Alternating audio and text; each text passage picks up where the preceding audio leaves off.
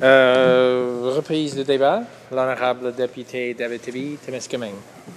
Merci, Monsieur le Président. Ça me fait plaisir de parler sur le projet de loi C-217, loi modifiant le Code criminel pour les méfaits à l'égard des monuments commémoratifs de guerre. Cette loi veut concerner spécifiquement les méfaits à l'égard des monuments commémoratifs pour nos anciens combattants.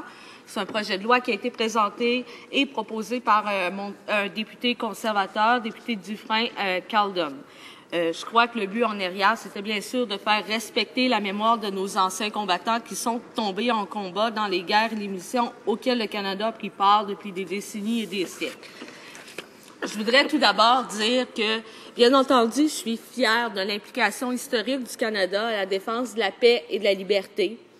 Je suis aussi également très fière de nos hommes et nos femmes en uniforme qui servent aujourd'hui même le Canada, mais également fière de tous ceux qui les ont servis auparavant. Je tiens d'ailleurs à souligner que ce sera bientôt la semaine des anciens combattants et je pense qu'on aura tous l'occasion d'aller nous recueillir et de témoigner notre respect envers les soldats tombés et ceux qui ont eu la chance de revenir. Je pense que tout le monde est d'accord avec ça, j'en suis convaincue. Donc, j'aimerais revenir plus spécifiquement au projet de loi en tant que tel. Ce projet de loi veut modifier le Code criminel pour y ajouter une partie sur les méfaits à l'égard des monuments commémoratifs en l'honneur de nos anciens combattants. Bien entendu, le Code criminel prévoit déjà des peines pour ce qui est des méfaits d'une manière générale et les peines prévues pour un méfait à l'égard d'un bien, comme par exemple un monument commémoratif, sont déjà inscrites dans le Code criminel. Donc, je cite, « Quiconque commet un méfait à l'égard d'un bien est coupable soit d'un acte criminel et passible d'un emprisonnement maximal de 2 ans, soit d'une infraction punissable sur déclaration de culpabilité par procédure sommaire. » Donc, il existe déjà des dispositions que les juges peuvent appliquer dans le Code criminel qui parlent de méfaits en général, mais ces méfaits incluent bien entendu les monuments commémoratifs en l'honneur de nos anciens combattants. L'article 430 du Code prévoit des peines maximales plus lourdes pour les méfaits à l'égard de bâtiments religieux, s'il est établi que le méfait était motivé par la haine ou le racisme en général, et de même pour les biens culturels. De plus, si un individu commet un méfait qui met en danger la vie d'une personne, il est passible d'une peine d'emprisonnement à perpétuité. Le projet de loi C-217 veut modifier l'article 430 du Code criminel, un article portant sur les méfaits.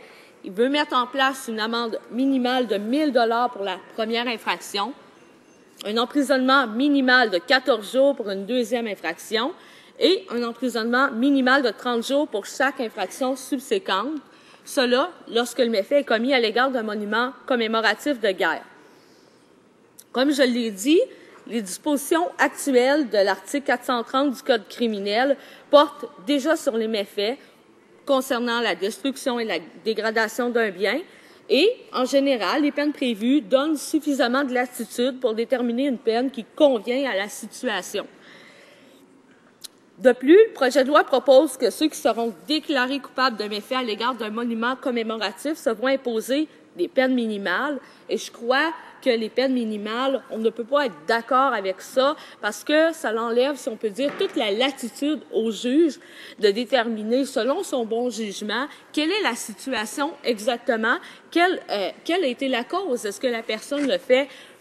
Je pense que lorsqu'on parle de méfaits commis à l'égard des monuments commémoratifs de guerre, il y a une chose majeure qu'il faut être capable de déterminer et de laisser au juge l'attitude d'agir en fonction de ça, c'est de savoir est-ce que la personne a commis intentionnellement son méfait sur un monument de guerre en sachant que c'était vraiment un monument à l'égard des anciens combattants ou simplement elle a commis un méfait sans vraiment même savoir que c'était un monument de guerre. Je pense qu'il y a une importante distinction à faire parce qu'il faut, si on peut dire, pour porter un jugement éclairé, connaître les intentions derrière les gestes des gens. Je pense que le député Dufresne Caldon a présenté ce projet de loi pour inciter les gens de notre pays à porter davantage de respect à nos anciens combattants. C'est, je crois, le but qui était derrière tout ça. Premièrement, je pense pas que les Canadiens manquent de respect envers leurs concitoyens qui ont servi ou qui servent actuellement dans les forces canadiennes. Encore moins envers ceux qui n'ont pas eu la chance de revenir. Dans mon comté, lorsque je servais encore comme militaire, j'ai pu, au contraire, voir le nombre de personnes qui se déplaçaient pour rendre hommage aux anciens combattants lors de la Journée du souvenir, par exemple. Peut-être que dans certains pays, ces traditions-là se perdent, mais je ne crois pas que ce soit le cas au Canada. Et deuxièmement, je pense qu'il y aurait des façons bien plus concrètes et effectives de rendre hommage à nos anciens combattants. Et j'espère que mon collègue sera d'accord avec moi. Comme quand je l'ai dit, tout le monde devrait être d'accord avec ces principes. Une autre chose que je trouve importante de souligner, c'est que dans toutes les peines qui sont imposées aux gens qui commettraient des infractions sur des monuments commémoratifs en l'honneur des anciens combattants, il n'y a aucune de ces peines-là, de ces sanctions-là, qui oblige vraiment à prendre conscience de ce que c'est être un ancien combattant. On n'obligera pas les gens qui ont commis un méfait, par exemple, à faire du bénévolat dans une légion, pour qu'ils comprennent le rôle de ces anciens combattants-là.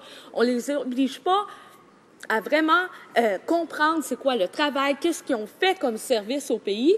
Et si on veut, par le but de ce projet de loi-là, que les gens portent davantage respect à nos anciens combattants, je ne crois pas que ce soit en imposant des peines de prison ou des peines financières qui vont faire que les personnes vont vraiment avoir la réflexion à savoir qui sont nos anciens combattants, qu'est-ce qu'ils ont fait, quel genre de personnes que c'est. Donc, premièrement, je ne crois pas que ça atteint le but de vraiment faire que les gens s'intéressent davantage à nos anciens combattants.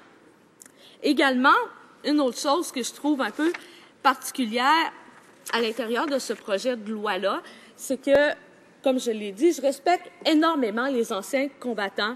D'ailleurs, j'ai servi dans les forces, donc théoriquement, je suis une vétéran moi aussi. Ce que je crois, c'est que ce qui m'inquiète, c'est que on va, si on peut dire, catégoriser le type de monument. On va dire, bon, ce monument-là, les monuments de guerre, c'est plus grave que, par exemple, un monument à l'honneur des femmes. C'est plus grave qu'un monument à l'honneur des Autochtones. Donc, je ne sais pas si c'est vraiment une bonne direction de dire, on va tout classer le type de monument, donc lui va être plus grave que lui, va avoir une peine plus sévère. Je ne crois pas que c'est la bonne direction. Je crois que la bonne direction, c'est de signifier aux juges, de leur dire, pour nous, pour le Parlement, on considère que quand il y a des infractions commises à l'égard de monuments commémoratifs de guerre, on trouve que c'est quelque chose de profondément dommage. Donc, on espère que vous allez vous servir de la latitude que vous avez à l'heure actuelle dans le Code criminel, dans les infractions concernant les méfaits, pour ajuster la peine en conséquence. Et ça, je crois que c'est une façon beaucoup plus logique d'agir que de déposer, si on peut dire, de catégoriser le type de monument, d'imposer des peines qui ne sont pas nécessairement logiques parce qu'il y a tout le temps l'intention derrière le geste qui doit être comprise. Est-ce que la personne était tout simplement, par exemple, en état d'ébriété, n'a même pas réalisé, n'était même pas capable de faire la différence entre le fait que c'était un arbre, par exemple, et un monument commémoratif de guerre? Je ne crois pas que ça a le même impact que quelqu'un qui volontairement va détruire un monument commémoratif de guerre parce qu'il est contre, si on peut dire, les forces armées. Donc, il faut vraiment être capable de faire la nuance derrière les intentions qui se cachent derrière ces gestes-là. Ainsi, je crois qu'à l'heure actuelle, dans le Code criminel, on dispose de toute la latitude pour agir. Je crois que les juges sont des personnes très intelligentes qui sont capables de le faire vraiment avec discernement et avec logique, selon les intentions. Ainsi, je vais m'opposer à ce projet de loi-là, Monsieur le Président. Resuming debate, the honorable... Reprise du débat, le député de Toronto.